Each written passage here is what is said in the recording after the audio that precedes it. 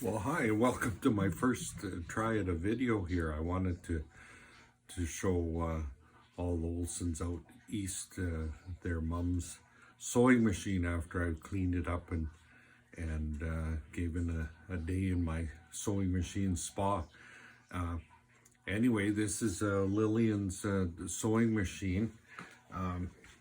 It's a 128K, model 128K. There were 4 versions of this machine: a 27, a 28, a 127, and a 128. This is a 128. The difference between the machines is the 27 and 28 were older, and the 127 is a full-size machine. This 128 is a 3/4 size version of it. The older 27 and 28s had the bobbin winder. This is the bobbin winder here.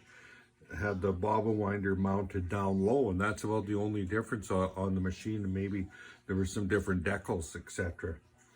But anyway, I wanted to show you this machine, and we'll get ready and demonstrate it. Lilian looked after it very nicely. It's been well cared for. It never worked too hard in its life.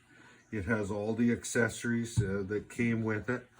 These were made, this machine was made between 1936 and 1948. And they sold for about $60 to $70 back then. This one was built in Singer's factory in St. John's, Quebec, also known as St. Jean-sur-Richelieu, if you can handle my French accent. Anyway, we'll get on with demonstrating the machine. Okay, well, I wanted to show you that this has the transverse bobbin in it, and you can see it here. I'll just take it out for you, and it's sort of shaped like a bullet, basically, and there's a long skinny bobbin that goes inside it, and you put it in there, and then we thread it, and the spring on here keeps the tension for the bottom thread, and it just basically drops in here like so, and we leave a little bit of bottom thread out, and we're going to be drawing it up with the we'll draw that thread up with the using our top thread on this. I'll just show you how that grabs that bottom thread and hooks it, and now we have both threads up top where we want to sew. And then we shut that, so we're ready to sew here.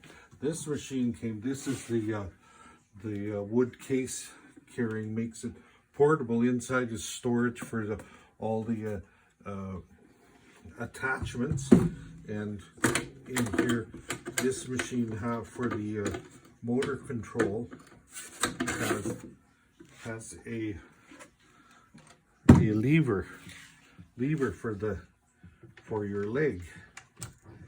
So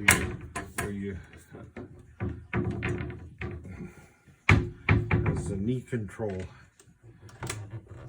Okay, we'll put that in there. We're almost ready to sew here. Well, there, now we're ready to sew. Got some fabric under the feet. We've threaded the needle and the bobbin. We have the threads coming off the back here, and now when you sew with these machines, just about any machine, you should hold both the bottom and the top thread, give it a couple of turns by hand, and then you're ready to sew. So you would take your leg, would hit this leg control here, and it would just start sewing. And this machine has just a nice, quiet, mechanical sound. It's very nice. We're going to turn around here and go back the other way. You can see the stitches on there. I'll show you in a minute up close. and you would change your stitch length by this knob here for a shorter stitch, longer stitch. This machine does not have a reverse like a lot of the newer machines. These were made 1936 to 1948. Anyway, just wanted to show you the machine and how it's working like brand new. Again, I had to rewire the motor and the light and and I'll have to replace the power cord too. Whatever they were making the insulation out of in those days, it just has deteriorates over time. It just basically crumbled to bare wires. But there you can see the stitching is very nice and straight. The stitching is nice on the bottom thread and the tension is nice.